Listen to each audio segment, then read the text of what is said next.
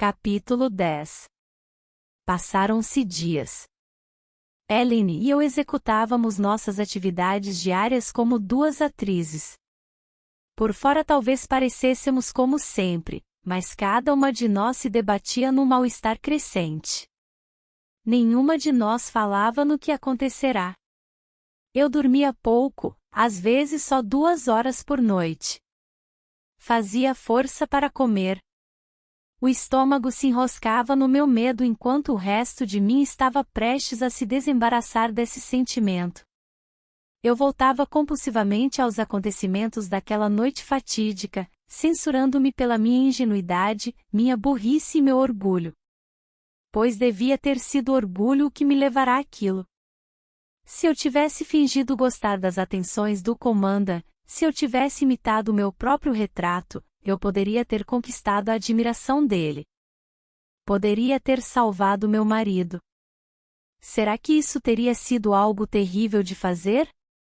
Em vez disso, eu me aferrara a essa noção absurda de que, ao me permitir virar um objeto, um recipiente, de alguma maneira eu estava diminuindo a minha infidelidade. Eu estava de alguma forma sendo leal. Como se aquilo pudesse fazer alguma diferença para Edward. A cada dia eu esperava, com o coração na boca, e observava em silêncio os oficiais entrarem em fila e o comanda não estava entre eles. Eu temia vê-lo, mas tinha mais medo ainda da ausência dele e o que ela podia significar. Certa noite, Ellen arranjou coragem para perguntar por ele ao oficial de bigode grisalho, mas este se limitou a fazer um gesto com a mão e dizer que ele estava muito ocupado. Minha irmã e eu nos entreolhamos, e entendi que isso não era consolo para nenhuma de nós. Eu observava Ellen e me sentia intimidada pelo peso da culpa. Cada vez que ela olhava para as crianças, eu sabia que se perguntava o que seria delas. Uma vez, via conversando baixinho com o prefeito, e pensei tê-lo ouvido pedir-lhe que ficasse com ela se lhe acontecesse algo. Digo isso porque ele fez uma expressão estarrecida, como se espantado só pelo fato de um pensamento daquele passar-lhe pela cabeça. Via as novas rugas de tensão se instalando ao redor dos olhos e dos lábios dela, e sabia que eram por minha causa. As crianças menores pareciam alheias aos nossos medos íntimos. Jean e Mimi brincavam como sempre haviam brincado, choramingando e reclamando do frio ou das transgressões menores um do outro. A fome os deixava irritados. Eu não me atrevia a pegar mais nenhuma sobra dos suprimentos alemães, mas era difícil dizer não às crianças. Aurélien estava de novo trancado na própria infelicidade. Comia calado, e não falava com nenhuma de nós. Eu me perguntava se ele andara brigando de novo na escola, mas estava muito preocupada para continuar pensando nisso.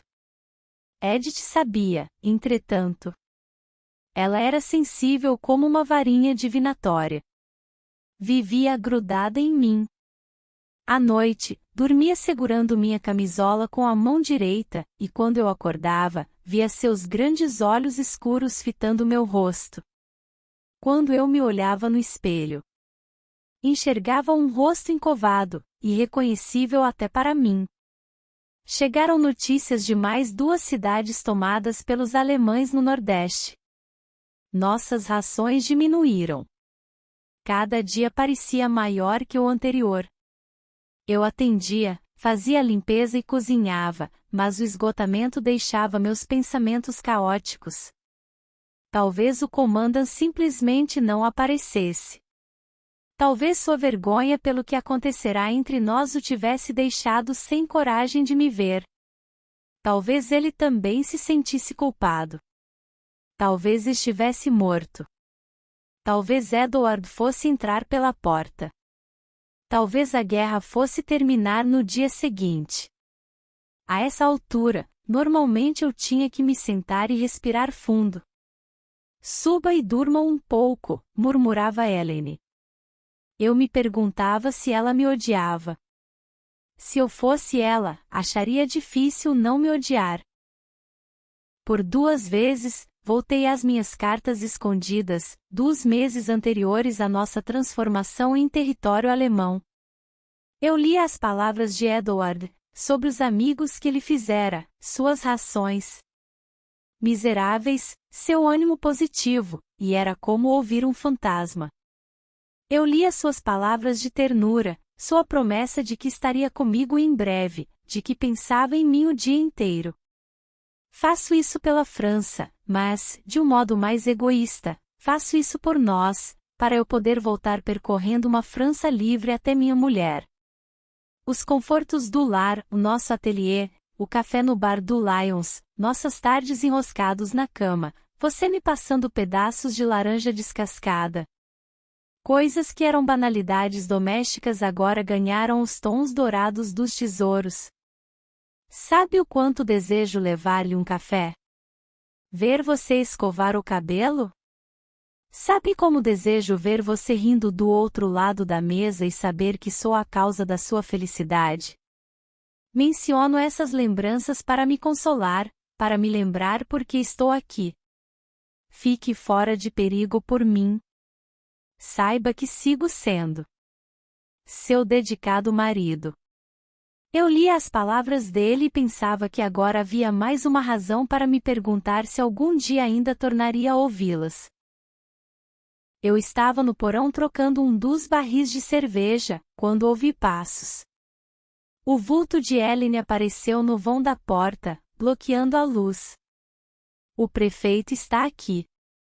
Diz que os alemães estão vindo buscar você. Meu coração parou. Ela correu para a parede divisória e começou a retirar os tijolos soltos. Vá, você pode sair pela casa do vizinho se apressar. Ela tirava os tijolos de modo atrapalhado, por causa da afobação. Quando conseguirá abrir um buraco da largura de um barril pequeno, virou-se para mim. Olhou para as mãos, arrancou a aliança de casamento e entregou-a a mim, antes de tirar o xale dos ombros. Pegue isto. Agora vá. Eu seguro eles. Mas vá depressa, Sophie, e eles estão atravessando a praça. Olhei para o anel na palma da minha mão. Não posso, eu disse. Por quê? E se ele mantiver a parte dele do trato? Herr Comandante? Trato? Como ele pode estar mantendo a parte dele do trato? Eles estão vindo buscar você, Sophie. Estão vindo para puni-la, para prender você num campo. Você o ofendeu de forma grave. Estão vindo para mandar você para longe daqui. Mas pense, Ellen. Se ele quisesse me punir, teria mandado me fuzilar ou me feito desfilar pelas ruas. Teria feito comigo o que fez com Liliane Bethune. E correr o risco de revelar o motivo da sua punição. Você perdeu o juízo? Não. Minhas ideias começavam a clarear. Ele já teve tempo de levar em conta o mau gênio dele e está me mandando para Edward. Eu sei. Ela me empurrou para o buraco. Esta não é você falando.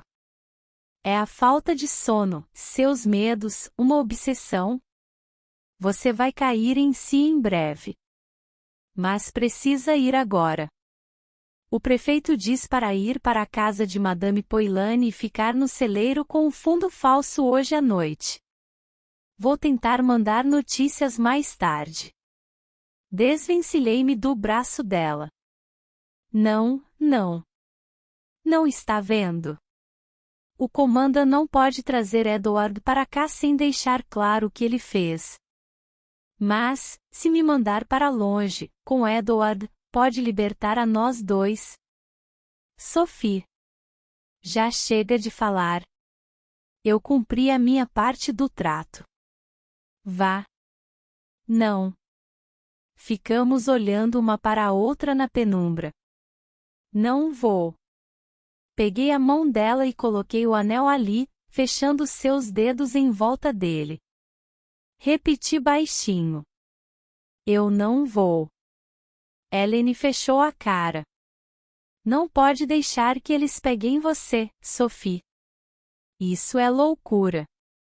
Eles vão enviá-la para um campo de prisioneiros. Está me ouvindo? Um campo. Exatamente o mesmo lugar que você disse que mataria Edward. Mas eu mal a ouvia. Endireitei-me e suspirei. Sentia-me estranhamente aliviada.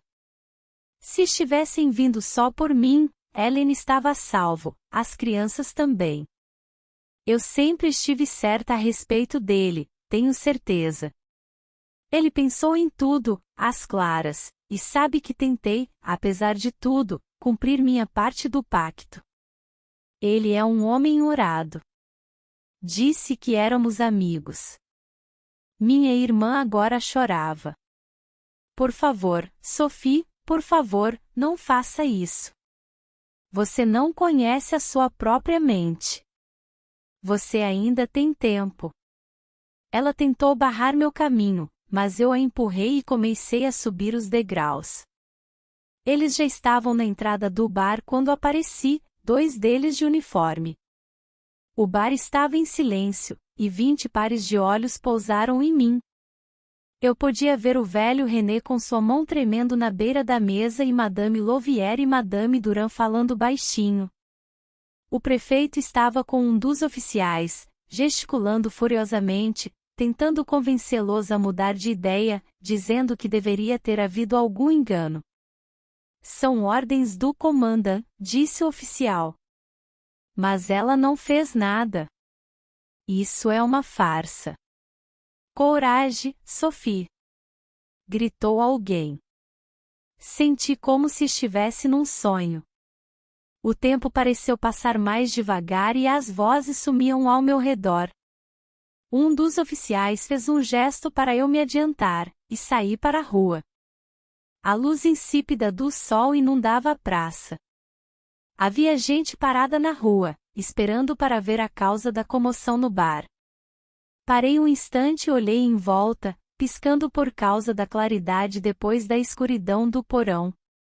Tudo de repente parecia cristalino, redesenhado numa imagem mais nítida e mais brilhante, como se eu estivesse imprimindo essa imagem na memória.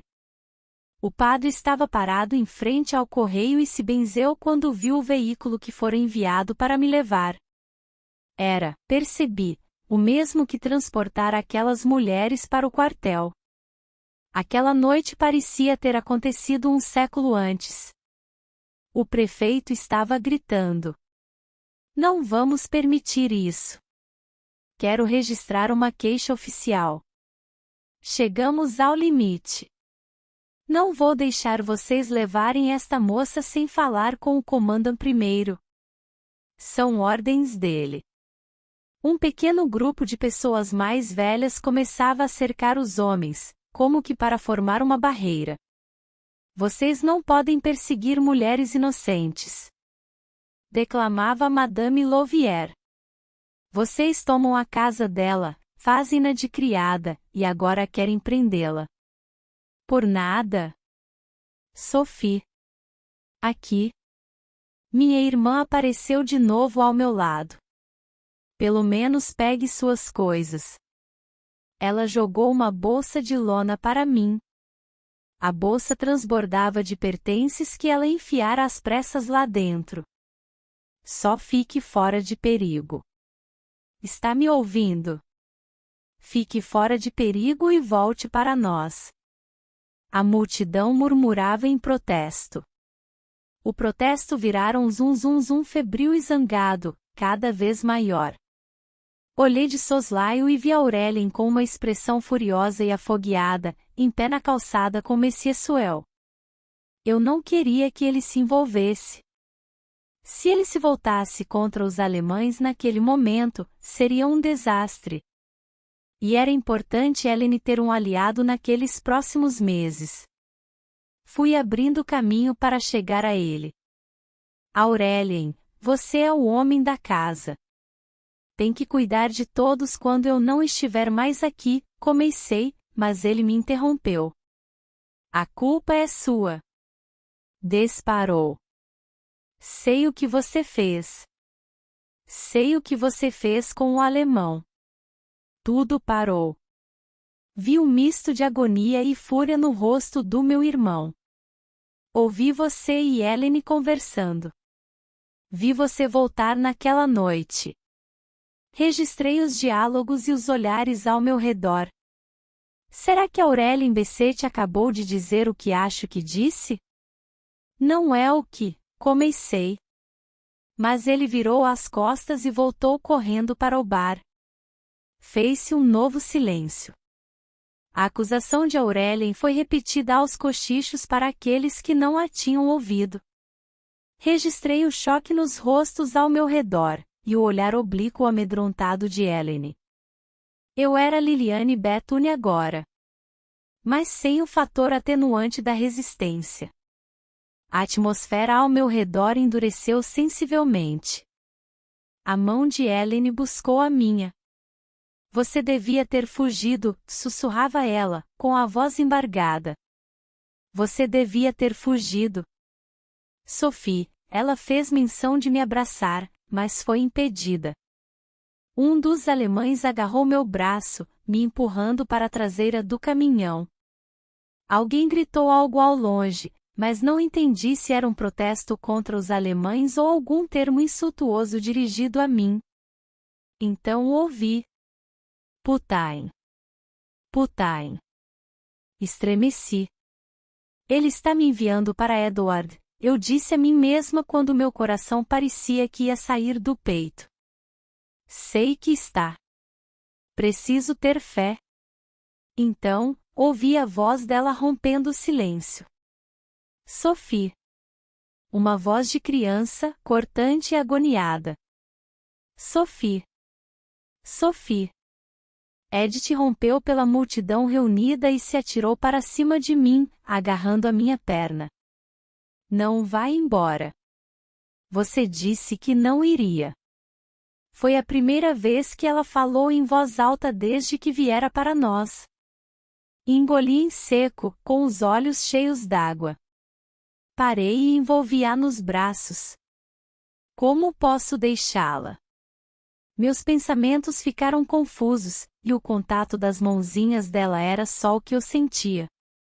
Então, ergui os olhos e vi como os soldados alemães a observavam, com uma expressão um tanto especulativa.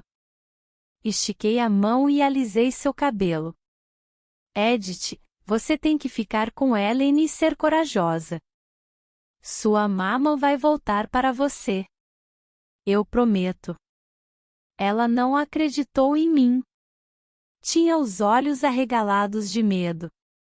Nada de ruim vai me acontecer. Juro. Vou ver meu marido.